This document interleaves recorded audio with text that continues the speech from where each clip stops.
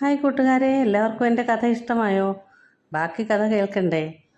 രാത്രി മുഴുവൻ ഞാൻ ആ കുറ്റിക്കാട്ടിൽ തന്നെ കഴിഞ്ഞു. എനിക്ക് ആകെ പേടിയായിരുന്നു.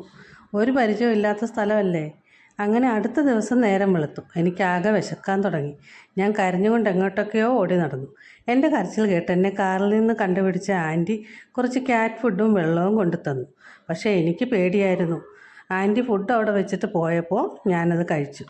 അങ്ങനെ എൻ്റെ വിശപ്പ് മാറി. അങ്ങനെ 1-2 ദിവസം ഞാൻ അവിടെയൊക്കെ അലഞ്ഞു തിരിഞ്ഞു നടന്നു. അപ്പോഴാണ് എനിക്ക് ഫുഡ് തന്ന ആൻറ്റിയുടെ വീട്ടിൽ എന്നെപ്പോലെ തന്നെ ഏകദേശം എൻ്റെ പ്രായമുള്ള ഒരു പൂച്ചയെ ഞാൻ കണ്ടത്. അവളുടെ പേര് ചിക്കിടു എന്നായിരുന്നു. ആകെ ഒറ്റപ്പെട്ടു പോയ എനിക്ക് അവളെ കണ്ടപ്പോൾ ഒരു ആശ്വാസം തോന്നി. അവളോട് കൂട്ടുകൂടിയാലോ എന്ന് ഞാൻ ആലോചിച്ചു. അവൾക്ക് വാങ്ങിയ കാറ്റ് ഫുഡാണ് ആൻറ്റി എനിക്ക് കൊണ്ട് തന്നതെന്ന് എനിക്ക് മനസ്സിലായി. ചിക്കിടു ഒരു സുന്ദരിക്കുട്ടിയായിരുന്നു. ദേഹം നിറയെ രോമമുള്ള ചീമപ്പൂച്ചയായിരുന്നു. ഞാനാണെങ്കിൽ ഒരു ഗോൾഡൻ കളറിലുള്ള ഒരു നാടൻ പൂച്ചയും. എനിക്കാകെ പേടിയായി. ഇനി ഇവൾ എന്നോട് മിണ്ടുമോ, എന്നോട് കൂട്ടാകുമോ എന്നൊക്കെ. എന്തായാലും ഞാൻ രണ്ടും കൽപ്പിച്ച് അവളുടെ അടുത്തേക്ക് പോയി. ഞാൻ പ്രതീക്ഷിച്ച പോലെ അവൾ എന്നെ കണ്ടപ്പോൾ എന്നോട് ചീറ്റി ദേഷ്യപ്പെട്ടു.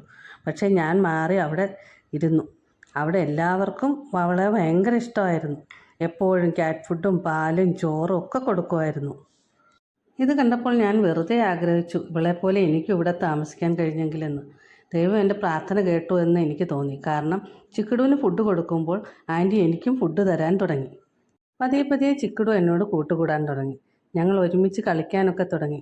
അങ്ങനെ അവിടുത്തെ മാമനും ചേച്ചിക്കും ആൻറ്റിക്കും ഒക്കെ എന്നെ ഇഷ്ടമായി തുടങ്ങി. ഞങ്ങളുടെ 2 പേരുടെയും കളികൾ ഒക്കെ അവർക്ക് ഇഷ്ടപ്പെട്ടു തുടങ്ങി. അങ്ങനെ ഞാനും അവിടുത്തെ ഒരു അംഗമായി. ഈ ചിക്കിടു എങ്ങനെയാണ് ഈ വീട്ടിൽ വന്നതെന്നുള്ളതിൻ്റെ കഥ ഞാൻ ഇതിനിടയ്ക്ക് പറയാം കേട്ടോ. ഒരു കാര്യം പറയാൻ മറന്നുപോയി കൂട്ടുകാരെ. ഇതിനിടയ്ക്ക് എല്ലാവരും കൂടി എനിക്കൊരു പേരിട്ടു. എല്ലാവരും കൂടിയല്ല, എന്നെ കാറിൽ കൊണ്ടുവന്ന മാമൻ്റെ മോളാണ് എനിക്ക് പേരിട്ടത്. കാത്തു എന്നായിരുന്നു ആ പേര്. ഞാൻ ആൺപൂച്ചയാണോ പെൺപൂച്ചയാണോ എന്നൊന്നും അവർ നോക്കിയില്ല. എന്നെ കാത്തു എന്ന് വിളിക്കാൻ തുടങ്ങി. കാരണം ആ കുട്ടി കാണുന്ന കാർട്ടൂണിലെ പൂച്ചയ്ക്ക് എൻ്റെ കളറാണ് പോലും.